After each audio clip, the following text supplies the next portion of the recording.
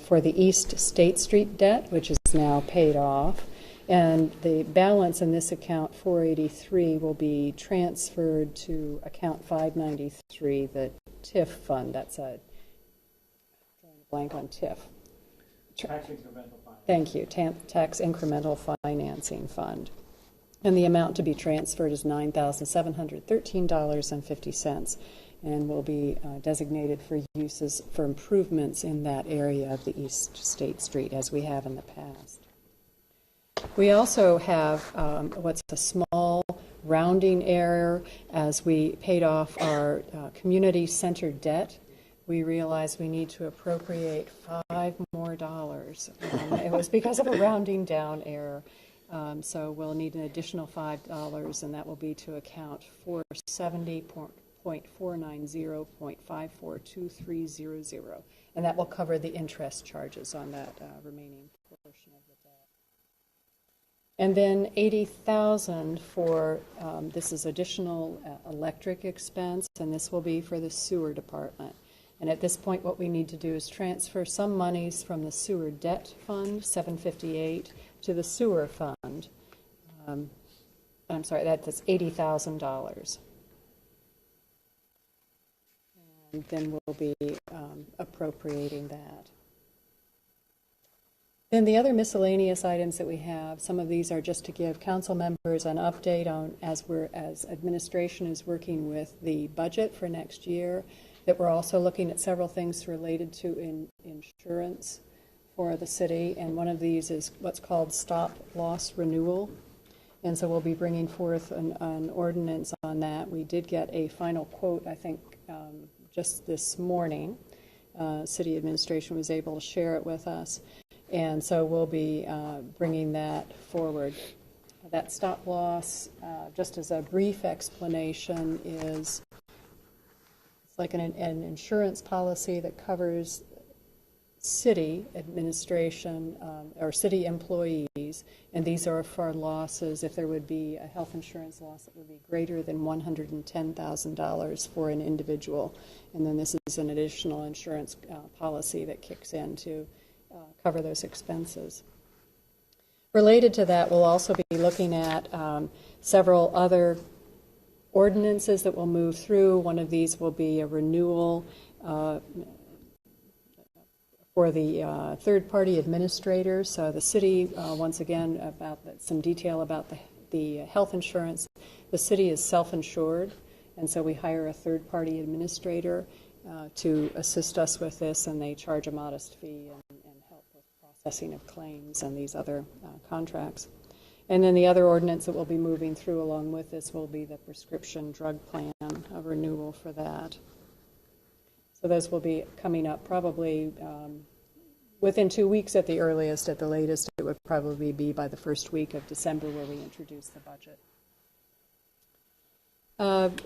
Auditor Hecht had an update for us that was very good news. Our two notes for which we're paying on loans that we have, one for our ladder truck, the other one for the engineering costs for the wastewater treatment plant. And we discussed these last month where we're making our annual payment to pay this debt down.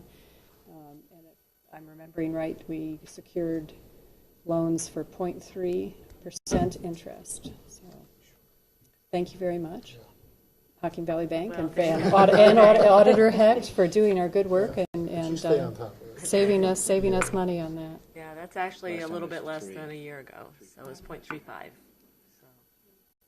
Which is great. We'll also have another ordinance coming forward for renewal of the split on the tourism fund. This was an ordinance that was passed in 2012. And we'll have some additional details on that. In that 2012 ordinance, what we did was change the mix on when the tourism money comes in, how that is split into our accounts within the city. And the change in 2012 made it so that it was a little bit more even split towards what was due to the tourism fund for economic development purposes during the year, so that we weren't having to make huge appropriations halfway through the year to make sure that that fund was covered. So we'll be approaching a renewal of that, and and review of it to make sure that those percentages are working well for us. The last item that we have is some news about the approval of the Arts, Parks, and Recreation levy, and that we had council passed a one-reading resolution last week, I believe, that said that if the levy was approved, that we would recommend stopping collection of our existing income tax levy for arts, parks, and recreation. Previously, what would have happened would be that there would be a one-year overlap between the existing income tax levy for that program and the new one. So with the passage of that, then we, based on recommendations from our bond council, will be moving forward with an ordinance that will formalize what that resolution suggested or recommended last week. So, and once again, with Auditor Hecht's stipulation that we make sure we put in a clause in there so that we can still collect on delinquent income tax, the income tax levy amounts that are due on any delinquent taxes we might collect. And Councilmember Patterson, you had something to say. I'd like to make a comment. First of all, I'd like to thank the citizens of Athens for getting out and voting on November 7th, and equally important, voting to approve issue 8, to get issue 8 to go through for this to take place. Again, the plans would be to build a new pool, to make all of our parks ADA accessible, which is a big issue that the Commission on Disabilities has been eagerly waiting to see what's going to happen with this. So, and improving our city parks. This is great. So I just wanted to say thank you to the community for getting out the vote and voting for this particular issue. Thank you. And I think we have a series of public meetings that we'll be able to announce soon that will build in then that public component and feedback as we begin to plan the next steps for the levy. May I add to that too? Yes. There is no plan at the moment other than what the public wants and the input that's needed. So those meetings are very important, and people are encouraged to participate and attend because we will follow their directives. As best we can. As best we can. Sure. With money available. Sure. Gold line pole is probably out. Okay. And I don't have any, do we have any other items? I just have a miscellaneous announcement. The water rate increase, that is set by administration, specifically by the Service Safety Director, and for the past number of years that I've been up here, it's been a flat 3% water rate increase. I am going to be issuing notice this week for a 5% water rate increase, and this is primarily to start building capital funds, and funds we'll need for our water treatment plant. Right now we're undertaking just the very baby steps of having a life safety and critical needs assessment for the water treatment plant. In addition, as you know, this past year we completed the West Union Street water line. Cash Lane was another unexpected lovely thing to have thrown in our lap. So I will be issuing that. And again, I know that you govern sewer rates, but I wanted to inform council of this. So. Well, and I support that. I've read a few articles about rates in America, and I mean, we are lucky, obviously, to have access to water in this country. So easily, not necessarily freely, obviously, but I think it makes sense to look at the increase. So I support that. Thank you. Madison Street Avenue was closed this weekend because of a water line break, so things happen. Well, and this is the plant is aging too. That's the other side of this equation, is that Plant 1 was built in 1957, so it's it's old. And we do need to be planning for the future and the improvements. So thanks for the notice on that. And I think that covers all the items for Wonderful. finance and personnel. Thank you. Moving on to the Transportation Committee, which will be chaired by Jennifer Cochran this evening. Thank you. Thank you. So tonight we have an update on our Columbus Road bike path transfer LPA project agreement from our City Service Safety Director.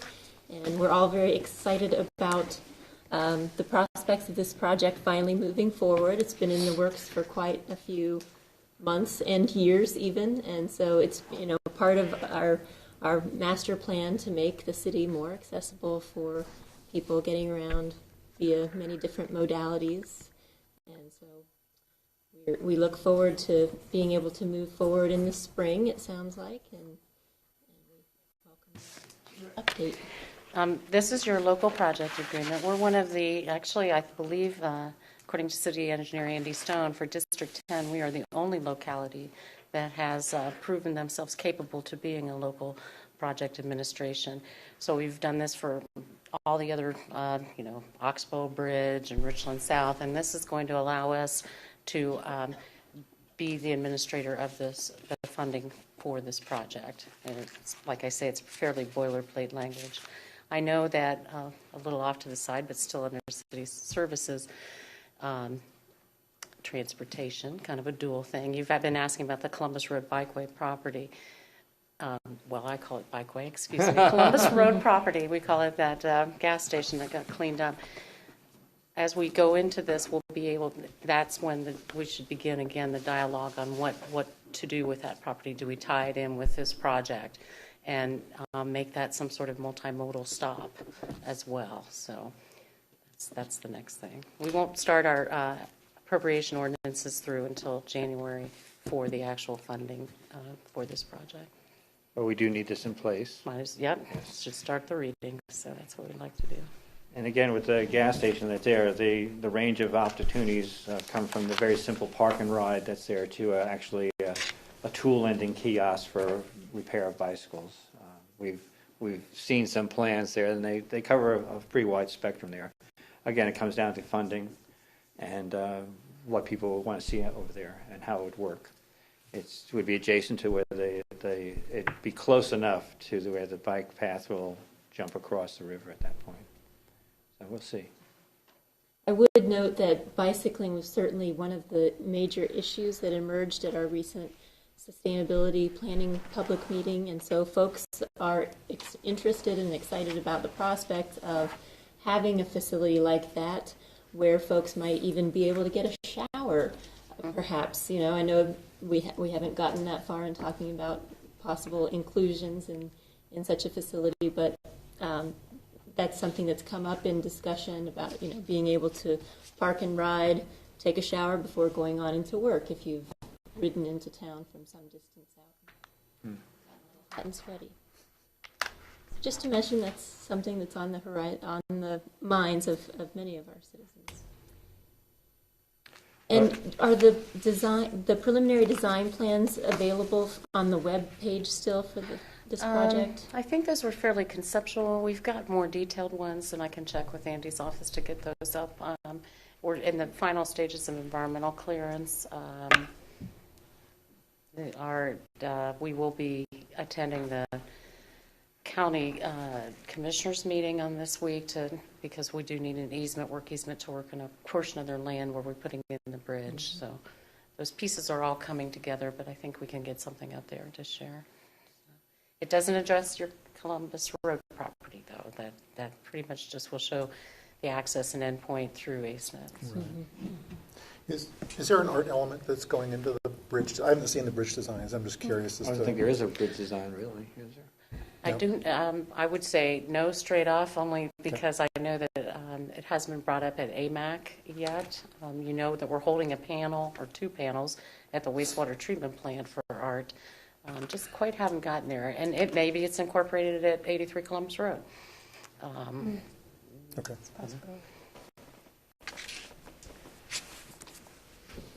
So the other item on the agenda for the Transportation Committee is simply the Pedestrian Bicycle Safety Subcommittee update. And this is just simply beginning a discussion that I have had with several members of council and part of the administration about how can we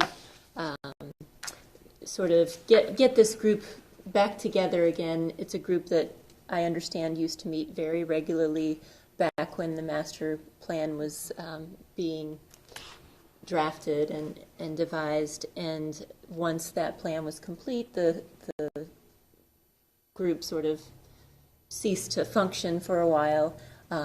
It was recently reconvened in preparation for a visit from a representative of the American League of Bicyclists, because local resident and owner of the Athens bicycle shop, Peter Kotsis, was interested in bringing this person to town so that we might apply for this bicycle-friendly community designation. And one of the requirements of this designation is that we have a group in place that meets and addresses issues of bicycle safety and bicycle transportation. So I just wanted to help begin the conversation about how we can formalize this group a little more and get them back into some semblance of a functioning group that can serve in an advisory capacity. And I don't know at this point whether that needs to be a commission, a subcommittee, an ad hoc committee, an advisory board. So just wanted to Task force, yeah. get that discussion going. We do have a regular transportation task force that meets monthly. I know there are elements of bicyclists in there, because I noticed that when it meets, there's usually bicycles and a bike rack in front of City Hall. So that would probably be the starting point, to see if they want to take it on as a subcommittee, take it on as at least some of the membership would have off to cover this area. It's not, when you get down to it, we've been still moving forward, as you can tell, with whether it's a bridge or the Hope land south side on the West Side Park area, that we've been working our way towards more and more bicycle access. I have to also realize the library, as you well know, has a Book-a-Bike program, which is exceptional from my point of view. So there are opportunities there, and these would be the people you want to draw in. I mean, there's enough interest out there; it shouldn't be difficult. Right, and I think, certainly it speaks well that the city, obviously is moving toward implementing different aspects of the master plan, but we need to have some sort of mechanism by which citizens can continue to have input and into identifying and helping to guide us as we move forward in implementing these projects. I'm aware that in one of the recent staff meetings, we had a discussion about one of the last bridges that we have yet to work on, which is in good shape, is the Stimson Avenue Bridge. And part of the discussion there, of course, is ODOT is looking at that whole section. And one of the conversation, of course, is that to make it amenable for pedestrians and bikes. It's got a nice wide berm, granted, but one of the difficulties, of course, is that it's not really a conducive bridge to just marching across or anything like that, although people do. And again, that bridge takes us out into the county. So really one of the other components we need to look at is participation of the county, because again, the county roads are some limitations too, and we can work within the city, but as soon as you step outside the city limits, you may not have enough room to pedal. As a suggestion, I think it might be wise to bring in the Hockhocking Adena Bikeway Committee members from that, because as the mayor was saying, that you're spanning cross-county. OU is involved in that as well. They might be worth trying to have some kind of collaboration between this committee and the Bikeway Committee. I see you. You're in charge of the meeting there, Jennifer. You're in charge of the committee. Well, and the Transportation Advisory, I wouldn't have thought of that. So that's a great idea, because it's an existing committee that's been around long before I came on council. They were looking at regional transportation plans, and that group involves the county. It could still have the Hockhocking involved if they had a subcommittee, and then it would give them a venue, knowing that they needed to kind of report to that Transportation Advisory Committee every month when they meet, every month or every other month. And I think we have to also realize that there's a plan, a master plan that's out there.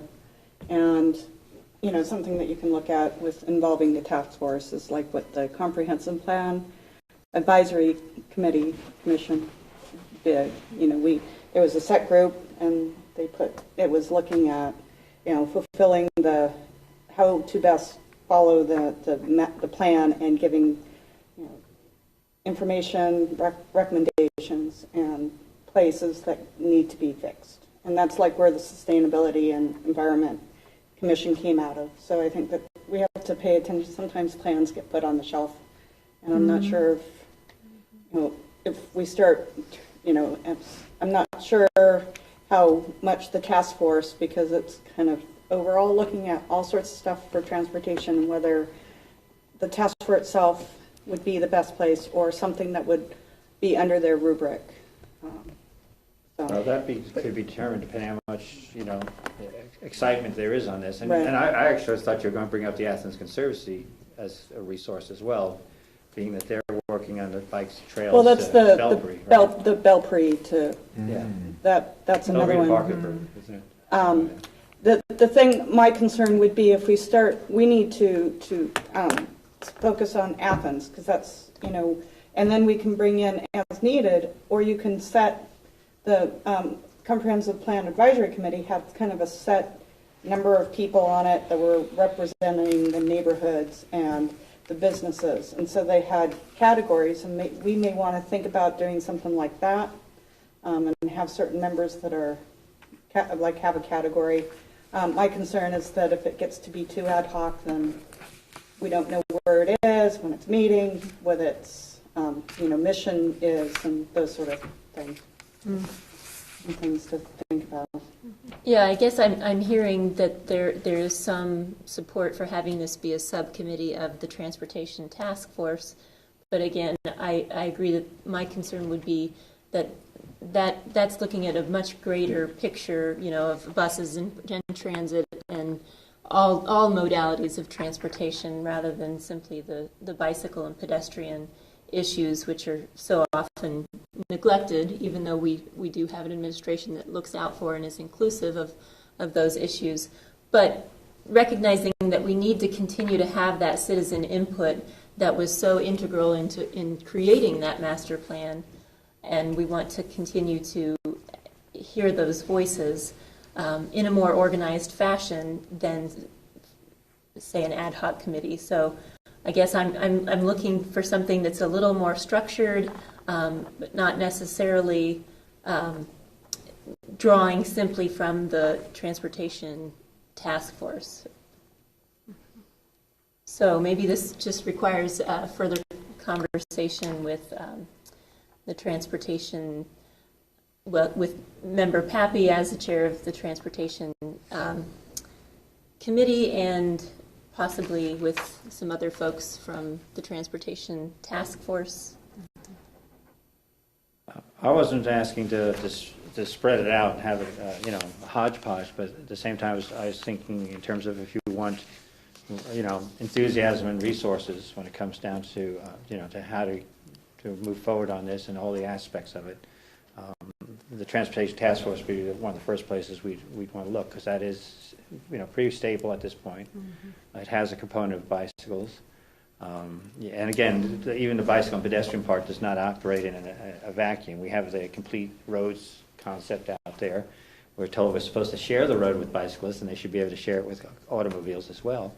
And operating in a vacuum may be some problems with that. We had at the Planning Commission Karen Pulowski from the World Transportation. She showed up at that last meeting telling us about how that's unfolding, and realized there's an underrepresentation of bicycles in that sector too. But that's where we don't want to operate in a vacuum. So if somebody's making a regional plan, at least we are plugged into it. So we have to have that awareness. And I know you're aware because you're on the advisory commission, as the public advisory commission part of that. And that's a subcommittee that stands on its own. So how to make these pieces work, there's a lot of ways of doing the structures. Depending on what are we trying to do. Are we just trying to, you know, check off that bike-friendly city, you know, questionnaire, or we want something that's going to follow through with our implementation of how we move forward with our bicycle plan and pedestrian plan. And again, there'll always be conflicts with that because, you know, there's a lot of roads there and people like their roads and they like their cars. So how to create that balance, you know, where we're not ending up with a critical mass component of that will take over the road. And I think, as you pointed to earlier in the conversation, the pedestrian and bicycle subcommittee would meet when they had an issue, and and then it would be dormant for a while. So this would begin to put it on a more permanent kind of Right. standing. So we could integrate it with all the issues and be a little bit more proactive about planning it, and rather than just reacting to the bicycle-friendly community designation, but putting a more permanent structure in place. You can change the Transportation Task Force agenda, and I know Michelle or Jennifer attends that on a regular basis, and you used to as well, because there is public transit. The campus master plan is just now beginning as well, and having Ohio University representation reporting to that same Transportation Task Force, so you could break it down to those different categories so that there's a reason to be at the monthly meeting and report and kind of feedback. So. Was it the Transportation Task Force that had a couple meetings to address South Green Drive and its design and whatnot, or was that? Well, that came right up to you. That was from internal OU meetings, and then they presented to council. To council, okay. They also had I just a bring that public up because meeting there was in one of those meetings there was a real strong cycling contingent that was there to discuss the safety of having access points onto the bike path and whatnot off of South Green Drive, which. And it does take all the players here. I mean, again, we have bike racks on the buses. That's a melding of it. She's going to have to talk to the commissioners about the bridge across the Hocking and on Columbus Road. So there are entities that have to be at least in touch with us. So these are things to think about. I'm not saying it has to be one way or the other, but and I don't want a team of 15 to try gathering, unless of course you can fit them all on one tandem bike or something like that, I guess. That's about the composition of the Transportation Task Force Advisory now. But, subcommittees can meet, like I say, and report back. And you can incorporate art and the new Essence of Athens bike racks in the future too. Yeah. Regional Planning too, Regional Planning Commission out there. I mean, again, if we're going to try extending it, and I know we're supposed to be working on a city, but it has to be more than that. As Karen Polsky from the Regional Planning Commission, Regional Transportation Planning Commission, points out, they look to Athens as the model and the experts on bicycling. So we need to have, this group of people, not just, one or two people who are thinking about it, but, we need to have a group that's meeting regularly to, as you said, one, work on a bicycling-friendly designation, but more importantly, follow through with our master plan to make sure that we are incorporating elements of that in projects as we go along. So we need to, be the model that we are said to be out there.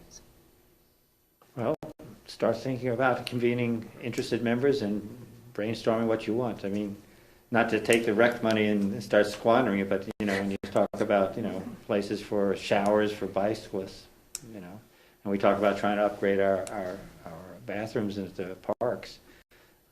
It's a tricky thing to do there. We could end up with a lot of transients too. I mean, it could become the mecca for all that. And I say that only because when I went to Marietta College, I was on one of these open suites at the last end of the dorm, and therefore, it wouldn't be unusual to go into your shower and room and see a backpack there and somebody, obviously a transit coming through, But that in the 70s, that was usually a hitchhiker falling to dead or something like that. So,